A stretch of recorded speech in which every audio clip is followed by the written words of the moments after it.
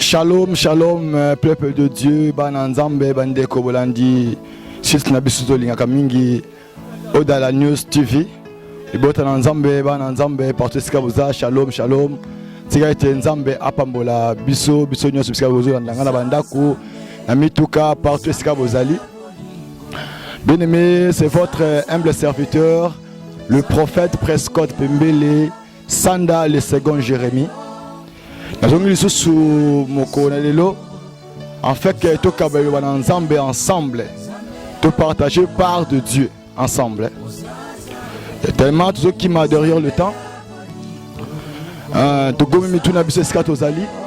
Tout sambela, éternel, tendre Père, Saint Israël, sous des saintes mains, Seigneur, te confie moment Lola.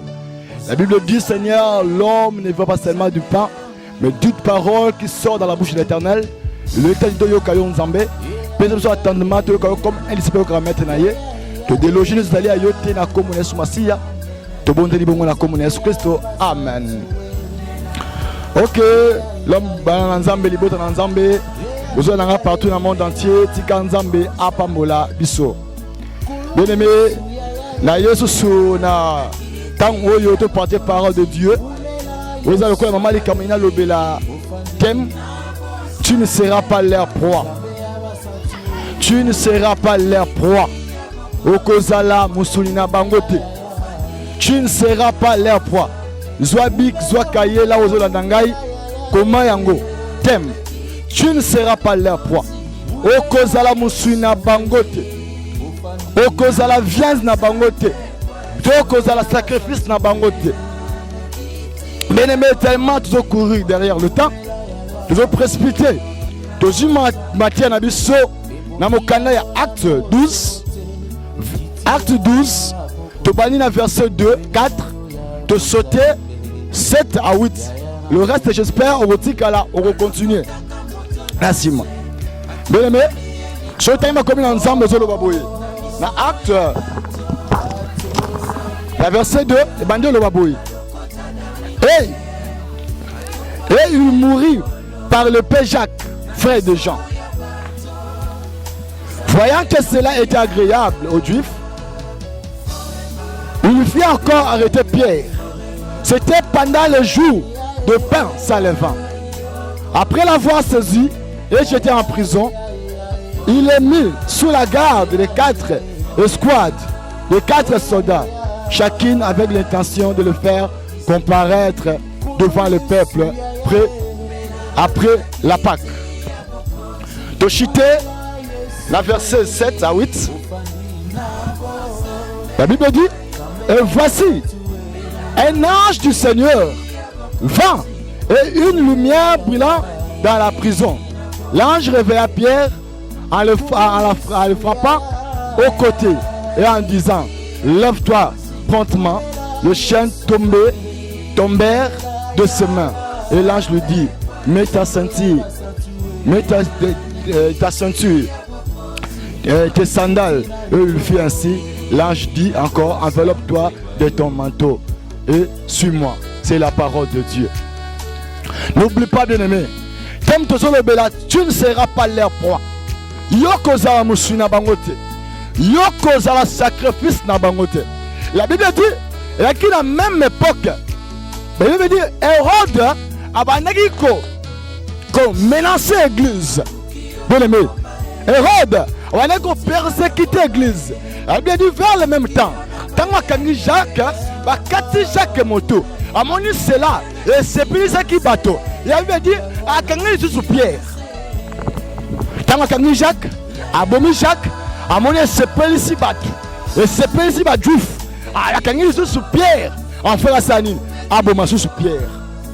Mais la Bible dit ceci, c'est que Jean, tant que Pierre en prison, l'homme na tongo, soyez, pour que ne combaye. La Bible dit au milieu de la nuit, un ange a quitté, l'ange de l'Éternel a quitté. Pour na kolamsa Pierre, na kati la prison. Pour na kolamsa Pierre, na kati la prison. La Bible dit il frappe l'ange, frappa Pierre à côté. Pierre a ébissé la mouka. Aebisi Pierre. Zwa. Sentir na yo. Lata. Zwa sandal na yo. Lata. Pe zwa manteau na yo. Tia. Pe landangai. Bien aimé. Bible bien Hérode. Tant que Pierre. Et il va s'en aller à blaguiter. Et il peut le à Tongo. À Sanine. À Bomaye. Mais je dis ceci. Tu ne seras pas leur poids. Aux âmes sous une bangote. Tant que tu es en prison. Vous devez penser. Lobby na Tongo. Vous devez penser. Na décembre Zoya. Vous devez penser. Na 5e mois. Vous devez penser. Photo Bomaye. L'ange d'éternel à Kitaki. Ennemi. L'ange d'éternel à Kitaki. En fait, a délivré Pierre en prison. Jacques, c'est quoi? Jacques, et Zababilo Kebele, Oyayo, O ennemi, c'est Boma. Pierre, et ça, il mange, il y a un tika nango. Yaya. Jacques, et ça, il mange ancêtre nayo. Les diables, ils ont sacrifié bien au moment qui nayo. A sacrifié bien au oncle, ma tante. A sacrifié bien à famille. A bien, mon yon est plaire, bango na mokila molili. A maintenant, il faut na simbaye. Maintenant, il y a yo. Yozo landanga bisiko zali. Yoza Pierre. Yoza Pierre. A tabattu en prison. Pierre a coupé en prison. A tabattu en prison. N'étation que le bien tongo. Bo kata moto. Aïe aïe aïe. Yoza Pierre. Liwa Pierre. Yoza liwa Jagite. Tkana yebisa yo. Liwa noko na yo. Yoza liwa na yote. Liwa koko na yo. Yoza liwa na yote. Hérode, c'est l'image du diable. Hérode, et il mange à Satan. Quand c'est un kangi moto, pour moto premièrement fois kanga moto wana, faut na prison, à bloquer. Yaya, je ne sais pas. La prison ni bakanga yo, prison ni batia yo, batia na prison malade, batia na prison kindumba, batia na prison impudicité, batia na prison orgueil, batia na prison je ne sais pas, batia na kata coutume, batia na prison kata loge. Les diables kangayo wapi nanda kwa nganga. Je ne sais pas. Yaya. Yaya kangayo na stérilité. Diable kangayo na kata maladie incurable, maladie héréditaire. Les diables kangayo quelque part. En fait que lobby a sacrifié yo. En fait que lobby a bimisaya bomayo. Mais n'ayez bisao lelo. N'ayez bisayo. Tu ne seras pas leur proie. Tu ne seras pas leur proie. Babaki mamaleki. Babaki motoana. Waneza bango. Mais yote. Nazo yebiso bien aimé. Attention la ndanga. Oza atteint la maladie là au sali. Oza menacer la maladie. Nazo yebiso maladie wana. Et ça pourrait bon mayote. Parce que yoza musina bangote. Ah le bas je ne serai pas leur proie. Je ne serai pas leur proie. Yo zambu mabololo. Yo zambu mabololo. Yo balia kayote. Atabatse yo. Peut-être lobi na tuba bon mayo. Yo zambu mabololo. Balakanga itembo mabololo. Balakanga itembo mabololo. Balakanga itembo mabololo. Balakanga itembo. Oh ngai balakanga itembo mabololo. Ngana zambu mabololo. Ngana zambu mabololo. Ngana zambu mabololo. Yaya yo zambu mabololo. Ndakuna yombu mabololo. Baya na yombu mabololo. Mariage na yombu mabololo. Musala na yombu mabololo. Yo zambu mabololo. Yaya eloko bolo belaka ngote. Eloko bolo fetaka na ngote. Ba fetaka na brambe lo blora bolo te. Yaya Jacques azaki sukal mais Pierre azaki bololo. Parce que azaki na bilaka katina ye. Tika yo bisayo mwana nzambe yo zana bilaka katina yo zana bilaka katina yo ya tabi zabi une famille moko la une famille moko mais toi ndenge morote parce que Pierre est apôtre de Dieu, Jacques est apôtre de Dieu mais bagi ndenge morote parce que la Bible dit ya le bagi na Pierre sur toi Pierre je bâtirai mon église. Pierre ko kufate parce que c'est Pierre la promesse de Zalaki. Yo sa mwana nzambe oso banga nini oso lenga nini kata yo bilaka zali. Tu ne seras pas leur proie. Tu ne seras pas leur proie. Yaya, et le quoi bolo, pour les traiter. So moi nous t'adonne le quoi bolo. So on lien au tunaye. Aïe, c'est un lien pour la diabétique. Pour Rokima sukai na nzoto. Awana melango, bolo na supportant pour les hémorroïdes.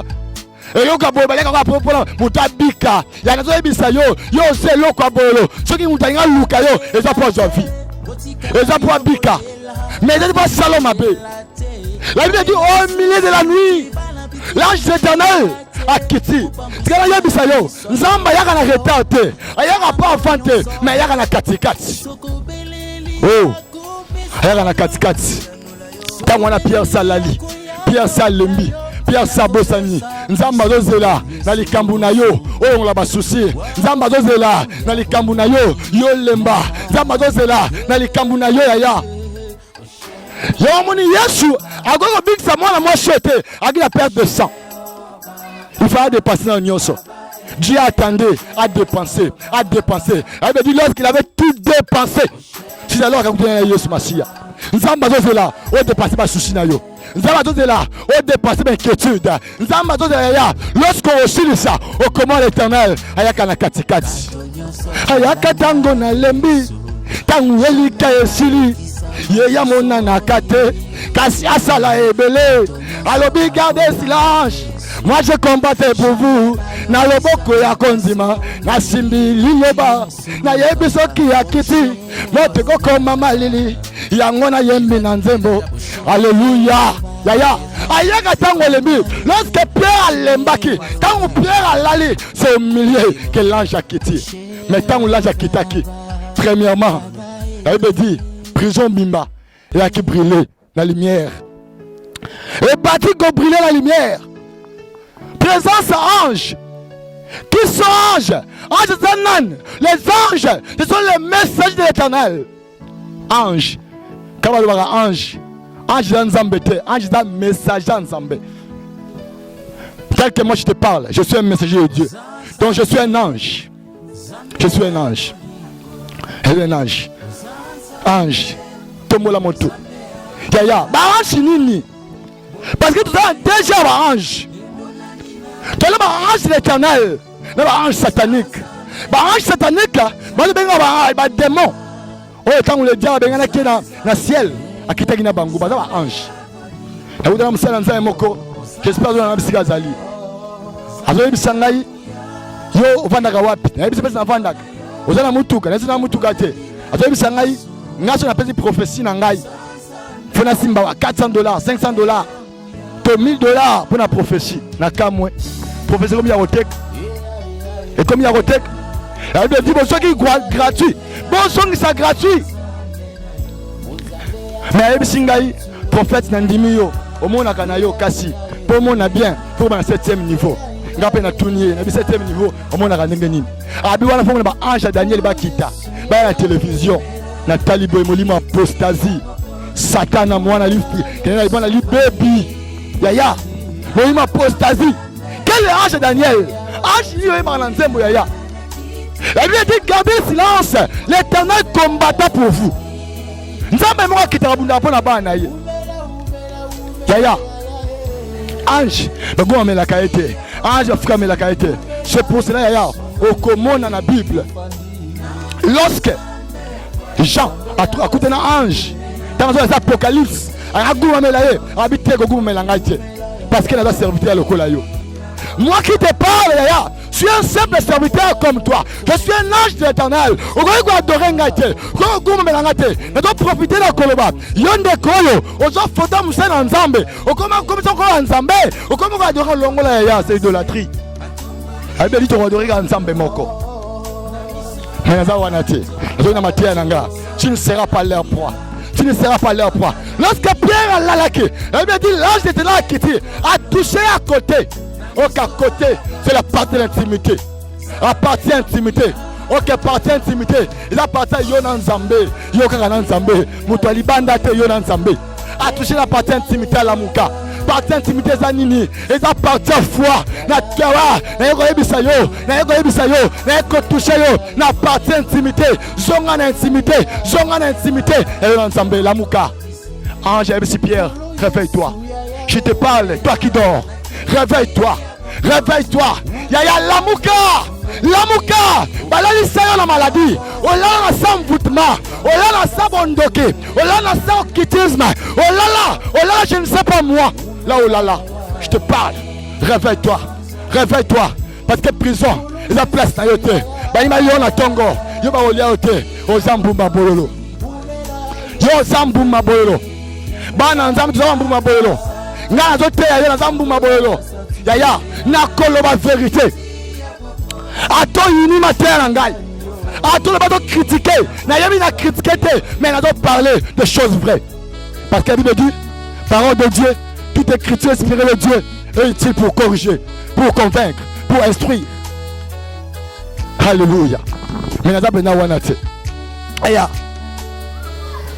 a touché l'intimité pe à l'amuki tanga l'amuki la Bible dit Absi Pierre à ta ceinture apporte Paul bien besoin de ceinture et là il mange il y a vérité à ta sandale et là il mange il y a zèle alléluia na ta manteau na yo yaya là ta manteau aux amis, aux abolumbu, la parole de Dieu, avant de me protéger, avant de me la prison.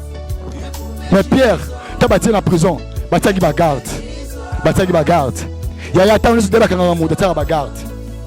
A quand la garde, a des démons, on va t'amuler la montre. Mais il m'a doute, on a besoin de aventurier. A Kolanda yete, mais nous devons la mouka. Tu ne seras pas là à poids. Tu ne seras pas là à poids. Yo zambu maboyelo balia kayote. Tu ne seras pas là à poids. Le match, je ne serai pas là à poids. Quel que soit le combat, quelle que soit cette maladie, quelle que soit la pandémie, quel que soit le service de la bango, nous sur le coronavirus. Madame sur la sida, madame sur la coutume, madame sur la logo langaïté. Parce que nous avons Pierre, nous avons mis à part, Liwa Jacques et nous avons Liwa langaïté. Tu ne seras pas là à poids. Tu vas faire un programme na bango. Tu vas calculer mais yote, c'est le ensemble. Balia ganga yedembo mabololo, balia ganga yedembo mabololo, balia ganga yedembo mabololo, balia ganga yedembo mabololo. Oh ngana zambo mabololo, ngana zambo mabololo, ngana zambo mabololo. Ya yo zambo mabololo. Tikanza mapambola yo, esigozali. Gumba mutu to sambela nzambe. Yo bakanga ki na prison. Tanza muke moi pena fond de salité. Tanza muke ya. Quand tu es en prison, si vous allez, bon de l'ensemble, le bon ensemble n'a pas lumière na yo. Ange d'éternel qui t'a bon inangai. Lumière qui t'a. Nzambe nous a délivré. Là bakanga ya les prions. Éternel Saint Israël par de gloire. Nzambe je prie au nom puissant de Jésus-Christ de Nazareth. Pour tous les bien-aimés, on est dans la prison, on va Nzambe, on est préparé, on est atteint la maladie, on est dans un problème, on a la stérilité, on a Nzambe célibat, la bonne délivrance, au nom puissant de Jésus-Christ de Nazareth, c'est la délivrée. Tika lelo mona ceinture, la ta ceinture, la ta mokaba na yo, la ta zèle, pe la ta manteau na yo, na kombo na Yesu. Nzambe abimisa yo, Nzambe asalobolamu, na kombo na Yesu, tika Nzambe apambola biso. Amen. Ok, bien, mes peuple de Dieu, Tikanzamba Pamolabiso. Là qui votre humble serviteur, le prophète Prescott Pembele le second Jérémie. Nzambe Apamolabiso, tout est à ce ngo bengangai, n'a pas sa numéro nanga. Et ça 089 64 82 450. 089 64 82 450. La bande de Libanda Outier plus 243 après composé 089 64 82 450. Au Benginga n'a pas dispo pour nos prières. Au Benginga n'a pas dispo na place au Monio Congo que question ça au Tuni na répondre yo. Tika Nzambe apambola biso. Nzambe apambola le caméraman papa na biso César. On a la cima ya caméra. Nzambe apambola nous la cima technique. Que Dieu vous bénisse. À la prochaine. Bye.